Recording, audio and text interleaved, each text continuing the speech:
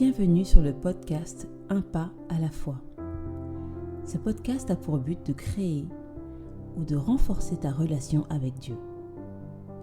Quelle que soit la façon dont tu t'es retrouvé ici, je remercie le Seigneur, car avec lui, il n'y a pas de hasard. Et que tu vas certainement recevoir une parole dans ton cœur pour ta vie.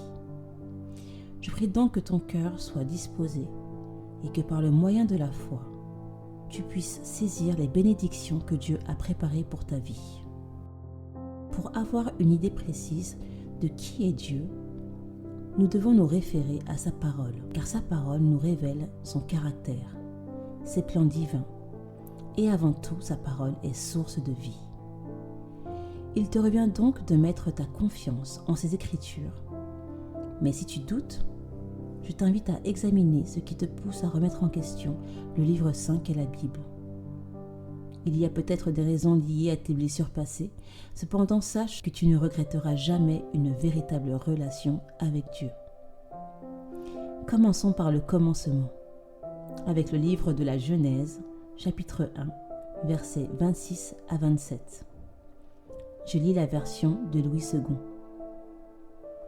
Puis Dieu dit : faisons l'homme à notre image, selon notre ressemblance, et qu'il domine sur les poissons de la mer, sur les oiseaux du ciel, sur le bétail, sur toute la terre, et sur tous les reptiles qui rampent sur la terre.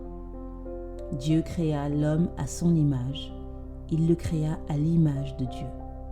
Il créa l'homme et la femme.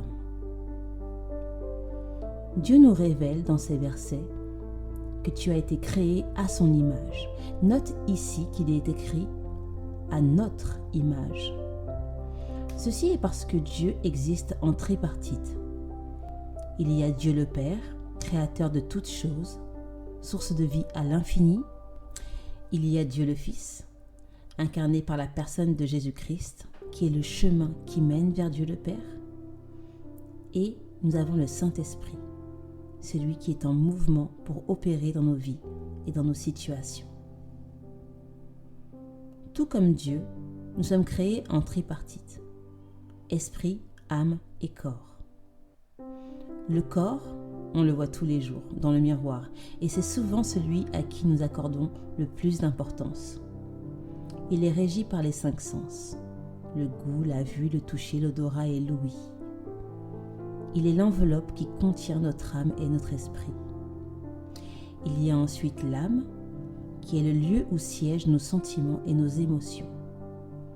Notre âme est influencée par notre environnement extérieur et est régie par les pensées de notre tête, notre intellect et celles de notre cœur.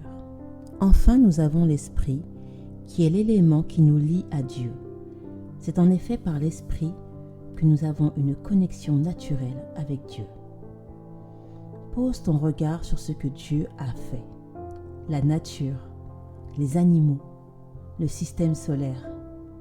Tout est créé dans un équilibre parfait. Et dans toute cette création divine, qui est détaillée dans la Genèse, Dieu créa l'homme dans toute sa complexité. Réalise donc que tu as ce même pouvoir de création que Dieu. Tu as un pouvoir divin en toi, que tu ne soupçonnes peut-être même pas. Tu as été initialement créé pour dominer sur la terre. Et si tu lis le verset 15, tu découvriras également que tu as été créé pour prendre soin de cette terre et de la protéger. Il est donc important de comprendre que tu ne seras épanoui que lorsque tu seras reconnecté avec ton environnement originel qui est Dieu. Lui qui est source de vie et d'amour divin. Il veut cette relation avec toi. Prendre ce temps pour te connecter à ton Créateur te permettra de vivre cette vie abondante sur terre. Je t'invite maintenant à prendre quelques minutes de plus pour lire le chapitre en entier et à réfléchir sur ce verset, à l'imprimer, à le retenir, à y penser, à l'imaginer et ensuite à écrire tes premières pensées dans le livre Un pas à la fois ou dans ton propre livre. Et au cours de la semaine, peut-être, prendre connaissance du livre de la Genèse.